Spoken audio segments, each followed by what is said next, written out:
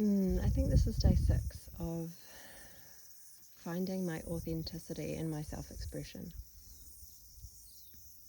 That came really clear to me today because I used to show up online all the time. I had all sorts of things going on. I didn't have any, what's the right word? Like, I wasn't really worried about it, But when I reflect on it, there were so many elements to it that were kind of false. There was a performance around it. I was heavily in the New Age spirituality, and having dropped out of that and rebuilding myself and rebuilding my sense of self and essentially rebuilding my life, not being in that,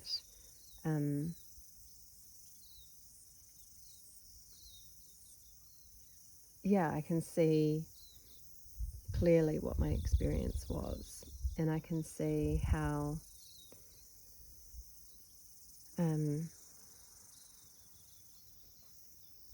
I was so easily misled, and we all were, and so many people still are. And it's not that I'm condemning it or saying that it's wrong. It was definitely part of my journey, and I had to walk that path because it really helped me on so many levels on my healing. But the reason it helped me on my healing was after the fact, not during it. So while I was in that kind of community, when I was sharing online, it was very performance-based, though I wouldn't have said that at the time. I was in communication with Arcturians and Palladians and all these star groups, star beings. I was able to communicate with lots of different beings out there.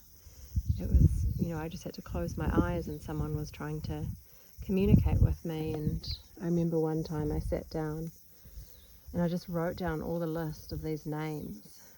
There were like 12 beings trying to contact me and get into my field at one time. And, this part of me that it fed was just, oh my God, I finally mean something. Oh my gosh, I'm actually important.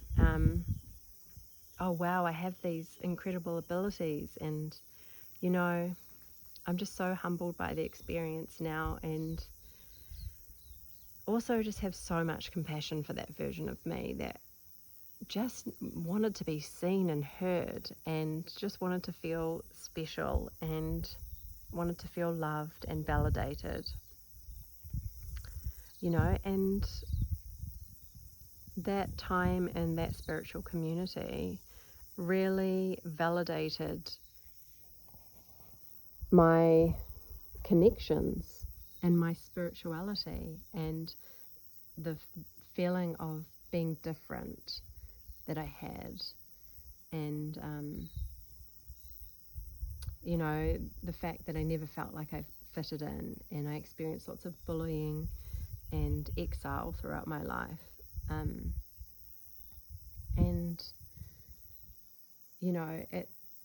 There were these trauma bonds because lots of people in that community had also experienced feeling outcast or feeling like the black sheep, and bonding over all of those different things that we suffered: emotional abuse, physical abuse,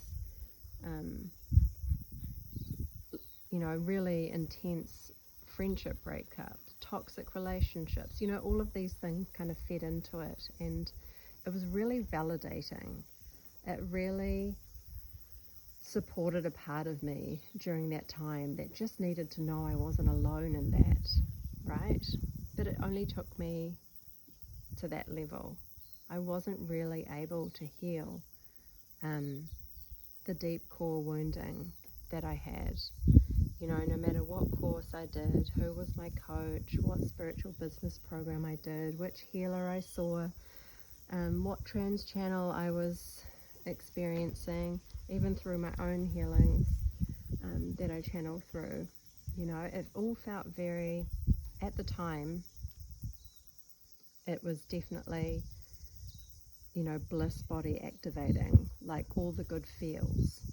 But as soon as that kind of frequency died off, it was just a mask. It just masked me for so long, but then underneath, you know, in the depths of my body, in the depths of my being, all that pain, all that suffering was still there.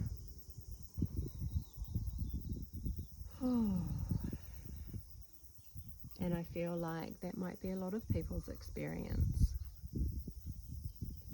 And in a way, there wasn't the space for the real pain and suffering, for the real level and depth that the separation wound or the separation virus, or even the separation consciousness that exists on our planet and exists within each of us, there wasn't a real space for that to show up. People didn't want to look at that. That wasn't part of being in that community. It was, you know, hey babe, hey love, peace, love and happiness, lots of love. You know, there was this illusion that we could all just stay in the space of love, and that we all, just because of our connection through that space that we'd all entered, that bubble, so to speak, there was this illusion that it was safe and that we were healed and that we were healing, and that, you know, all that, I suppose, darkness would just disappear. There was an illusion that you had to be light, and really you couldn't speak into the depths of your darkness and your pain. Because if you did, you were just being negative, right? And you were just bringing everybody down, or you were, you know, wallowing in your, you know, pain, or whatever you want to call it. You were not choosing your right thoughts correctly, or you were choosing to suffer because you're the creator of your reality. You know, all this kind of, you know, spiritual bypassing in a way. Like, come on, just manifest your way out of this with your mind. So everything felt very mind-based. There wasn't a lot of embodiment. There wasn't a lot of shifting the actual root. There wasn't even trauma-informed language. And maybe that's changed now. Essentially, I went on a journey a couple of years ago, maybe 3 now, where I was literally just dropped out of that world, and it broke me on so many different levels, but it also woke me.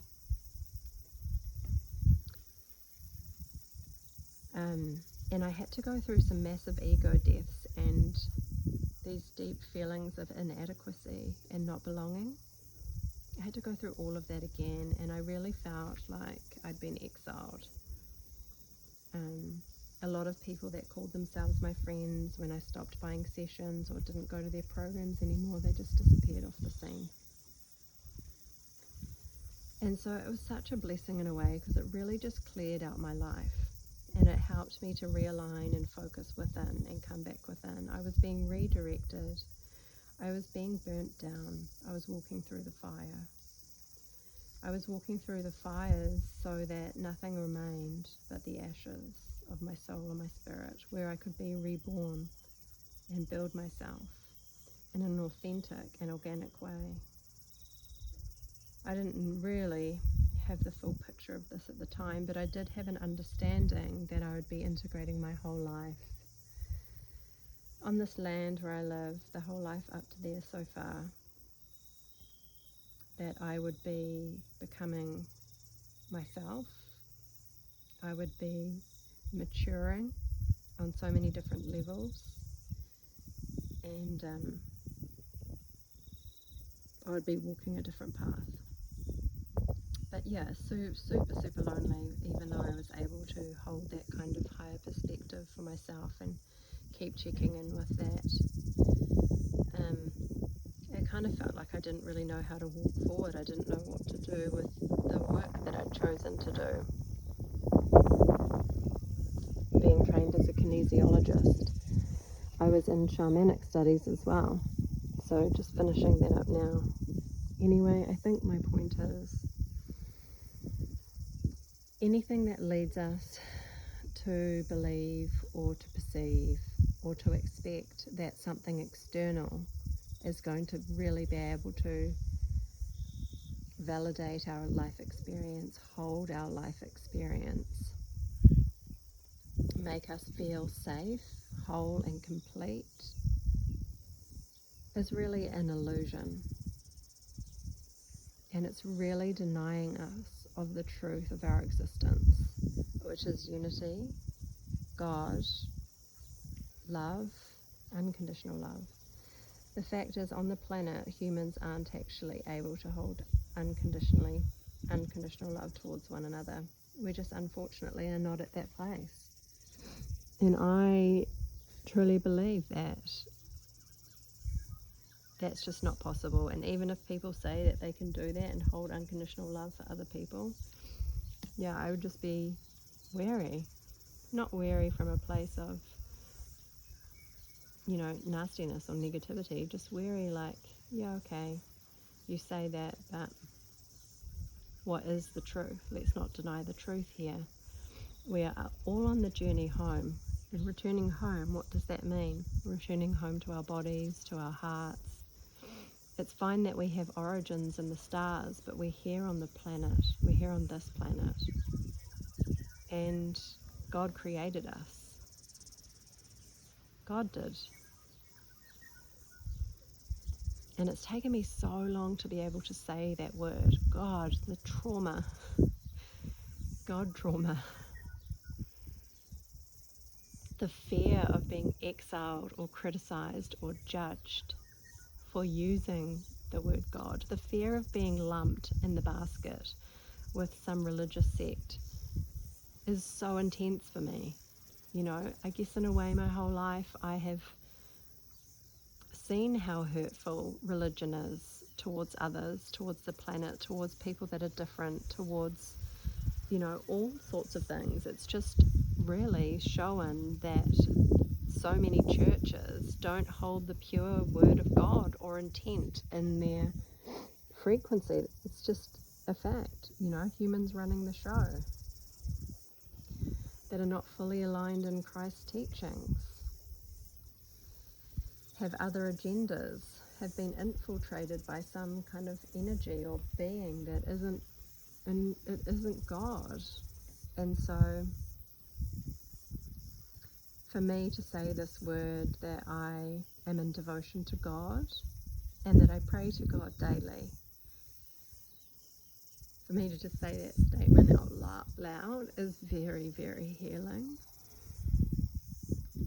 And it's not yet easy.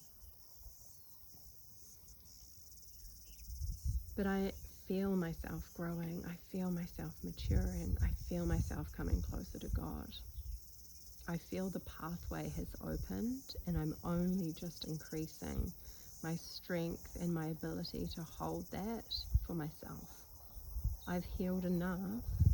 I've looked at myself and reflected enough and worked through the shadows and seen the parts of my ego and the wounds, and that now the only part of me, the only place there is to go now, and it's like my inner beacon has been calling me to this place for so long, and I can only see clearly now it's God. So there's no more intermediaries. There's this one mentor that I follow that has gone on her own journey and now is supporting starseeds, people who called themselves starseeds and have been in the communities of starseeds, is helping people to return home. And it's such pure devotion and integrity and authenticity. It's like my heart feels it, not my head. It's nice to have a role model. It's nice to have someone that's walking alongside you, that's encouraging you, that's on the same path.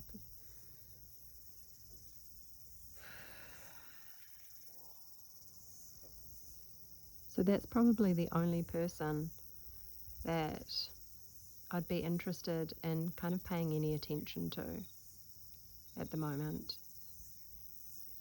But aside from that, the only authority that I'm going to pay any attention to and give any of my energy to is God.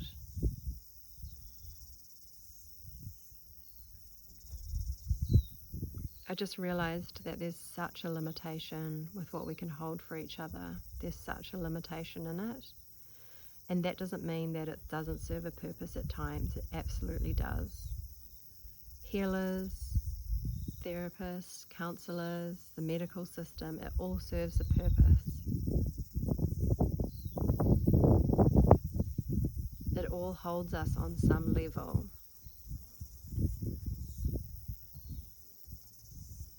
But there's this deep yearning inside me, this beacon, this light that is just calling me home.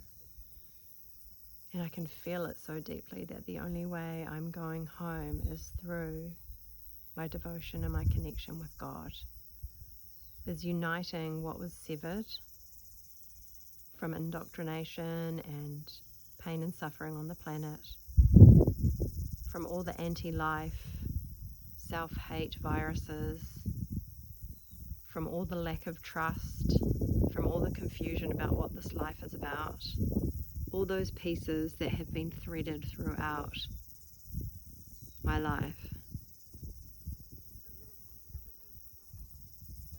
all the searching.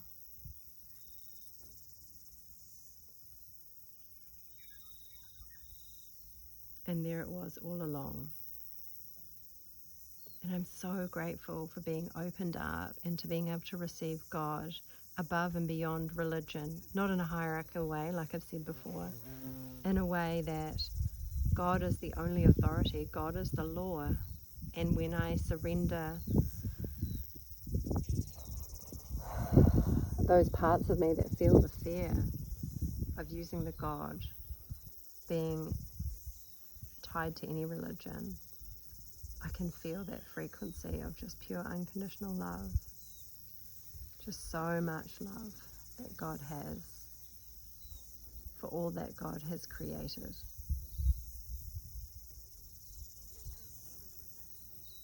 Our experience is one of returning home. And each of us have a different path to walk. And each of us face our own challenges and our own rocky road. We're definitely not at the place of beyond facing the darkness and having to go on our own initiations, walking through our own fires to find our own truth.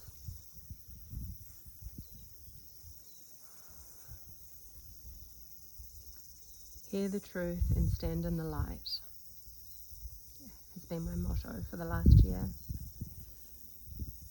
And it's starting to become an embodiment rather than just a saying or just a thought or just something I think of. It's starting to feel it in my body.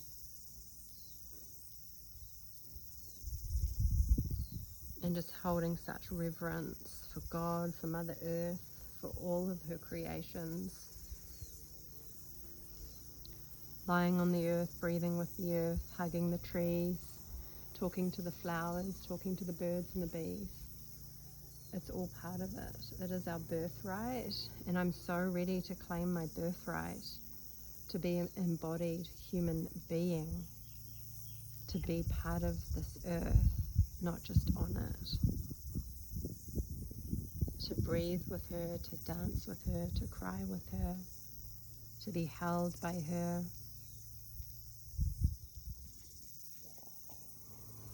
To take care of her creatures, to tend to the land that I live on, to tend to my own body.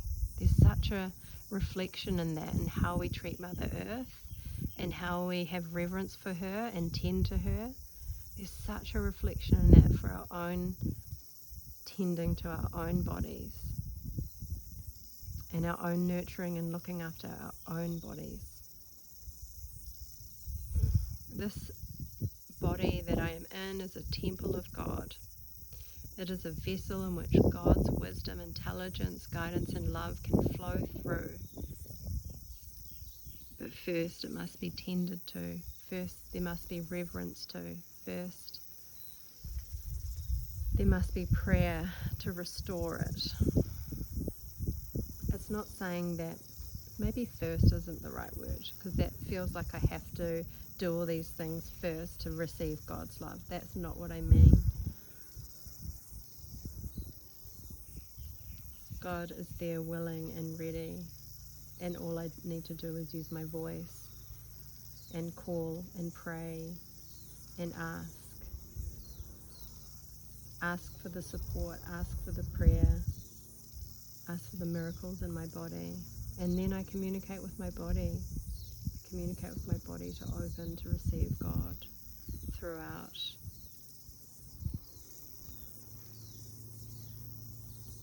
And the more I'm on this experience, it's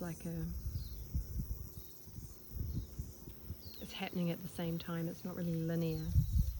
It's like the more I'm tending to, the more connected I feel, the more I am in touch with the earth, the more I feel in touch with my body, and the more I feel connected to God. The other day I was just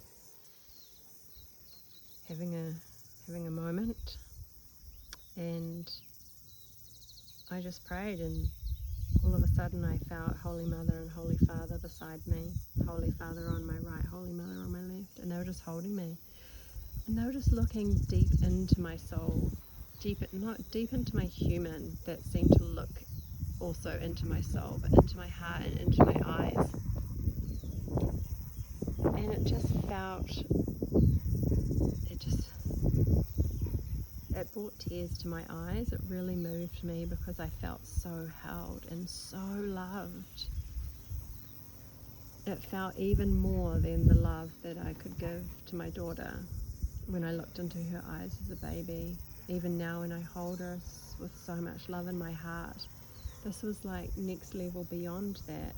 And I just feel like this confirmation that human beings are not at that level where they can yet hold the love of God for each other.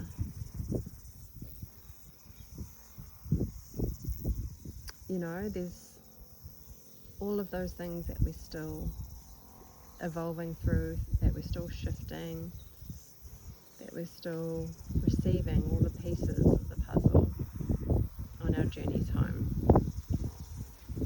So why keep looking outside of myself and God? Why keep searching, thinking that I'm going to receive this love from another human? Because I'm taught to, because we're taught to.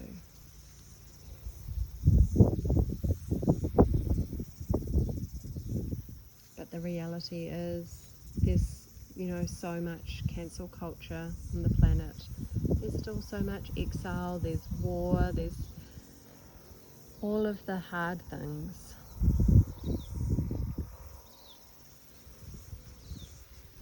There's the really, really deep sisterhood wounds, which makes it really tricky to be in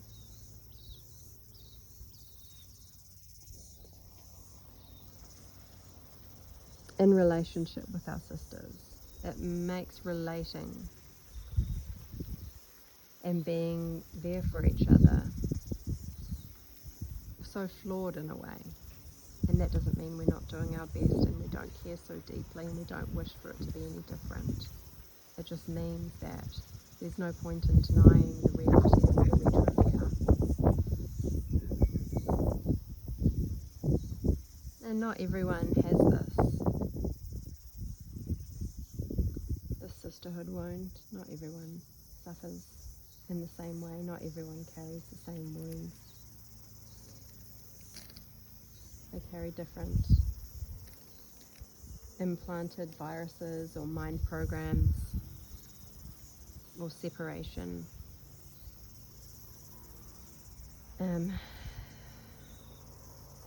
Technologies that create the suffering and the confusion.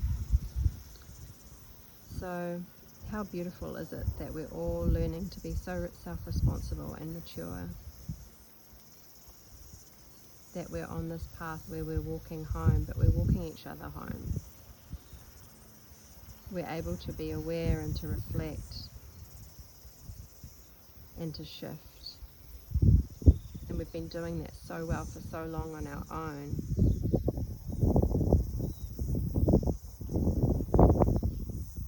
But what if we could bring God into that? How much more would be transformed in our lives? How much more would we feel at home and loved in our own being? How much more would we be able to step into that maturity and be there for each other and be of service from such a pure